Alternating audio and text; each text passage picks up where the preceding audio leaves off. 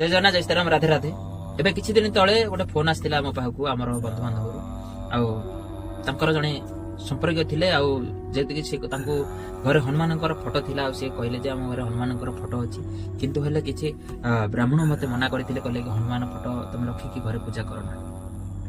ଆଉ ମୁଁ ଏତିକି କଥା କହିବି ଯେ କାହିଁକି ନା ସେ ଲେଡିଜ ଥିଲେ, ତ ମୁଁ ସବୁ ଭାଇମାନଙ୍କୁ ଏତିକି କହିବି, ଭଉଣୀମାନଙ୍କୁ ଏତିକି କହିବି ଯେ ଘରେ ହନୁମାନ ଫଟୋ ରଖି ପୂଜା କରିବା ନିହାତି ଆବଶ୍ୟକ। ଯୋଉ ବ୍ୟକ୍ତି ମନା କରୁଛନ୍ତି ତ ତେଣୁକରି ତାଙ୍କର କଣ ଜ୍ଞାନ କଣ ନାହିଁ ମୁଁ ତ ଜାଣିନି, କିନ୍ତୁ ହେଲେ ମୋର ଏତେ ଜ୍ଞାନ ନାହିଁ। କିନ୍ତୁ ମୁଁ ଏତିକି ଜାଣିଛି ହନୁମାନଙ୍କ ଫଟୋ ପ୍ରତ୍ୟେକ ଘରେ ରଖିକି ପୂଜା କରିବା ଆବଶ୍ୟକ। ଆଉ ସେ କହିଥିଲେ ଯେ ତମେ ହନୁମାନଙ୍କୁ ଛୁଇଁବ ନାହିଁ, ତ ତା ବିଷୟରେ ବି ଆପଣମାନଙ୍କୁ କହିଦଉଛି। ହନୁମାନଙ୍କୁ ଆପଣ ମାନେ ଘରେ ରଖିକି ପୂଜା କରିପାରିବେ, ଛୁଇଁ ପାରିବେ, ଫୁଲ ଲଗେଇ ପାରିବେ, କିନ୍ତୁ ଆପଣ ଯେଉଁ ମନ୍ଦିରକୁ ଯାଉଛନ୍ତି ସେ ମନ୍ଦିରରେ ଯୋଉ ହନୁମାନଙ୍କ ପ୍ରତିମା ଅଛି ତ ତାକୁ ଆପଣ ଛୁଅନ୍ତୁ ନାହିଁ। ଆପଣଙ୍କ ଘରେ ଆପଣ ଯୋଉ ଫଟୋ ରଖିଛନ୍ତି ଆପଣ ନିହାତି ଭାବରେ ରଖିକି ପୂଜା କରିପାରିବେ। ଜୟ ଜଗନ୍ନାଥ।